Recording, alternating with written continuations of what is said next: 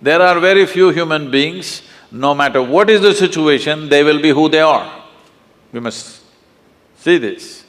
I was talking in another town starting with N, in Andhra Pradesh. I'm speaking in Nellore to a large group of school students. And then I say, okay, I'll take some questions. One little girl, 14-year-old girl, stands up and she says, Sadhguru, they are saying Rama walked from Ayodhya to Sri Lanka.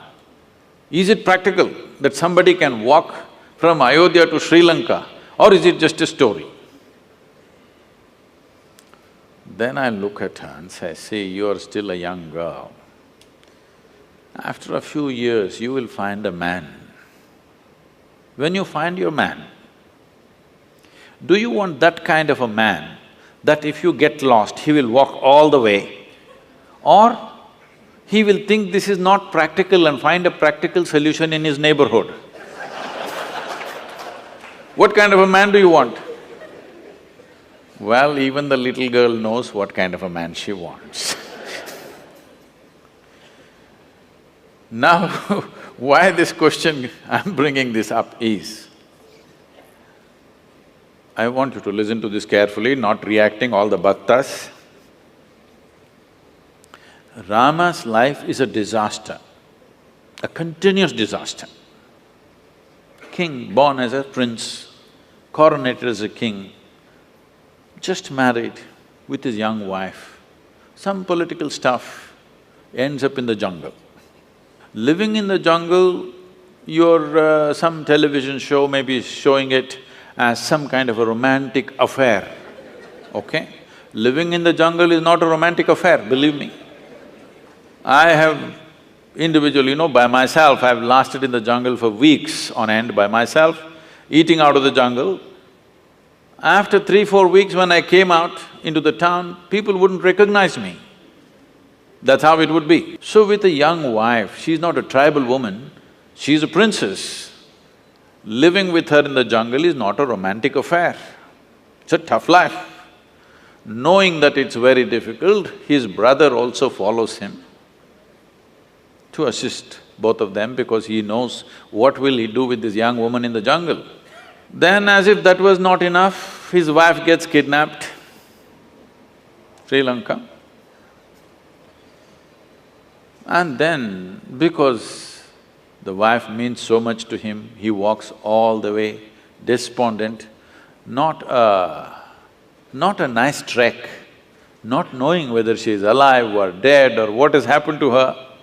He walks down all the way, builds up a Tamil army, goes across, burns down a beautiful city, kills many people, gets back his wife, goes home. Now the wife is pregnant, no sonogram. So he doesn't know whether it's a boy or a girl or boys or girls or what. This is important for a king. For a king, it's very important that he has a son because it has to continue. But then once again some political situation, he sends his fully pregnant wife to the jungle. She goes there, delivers 2 boys, he doesn't know. And then he gets into a battle with his own children. If at all, if there can be a true disaster in your life, in anybody's life, knowingly or unknowingly you killed your own children, this is the worst thing that can happen to you. It almost happened to him. He almost killed them. Somehow, by fate, whatever situation, he did not kill them, he almost killed them. He did his best to kill them without knowing who they are. Then Sita dies without ever seeing him again. You call this a successful life? No. But we worship him. Why do you worship a failure like this? Because no matter what disasters happened, the man did not become angry, hateful. He did not lose his balance. He maintained his balance 100%. He did not give up any of the values and ethics with which he lived. A continuous disaster, a serial disaster he is, but unmoved, untouched. It is this quality that we are bowing down to. We are not bowing down to him because he's a super success. He's a super failure, but within himself, do what you want. You cannot take away who he is. One of these incidents that happened in his life happened to most people, they would all be cracked up. Yes or no? Just one of these disasters happened in people's lives, they will crack up in their minds. Serial disasters, but total balance. We are bowing down to that quality because this is inner management. If you go out to do things in the world, you cannot control what the world will throw at you. But what you make out of it is 100% yours.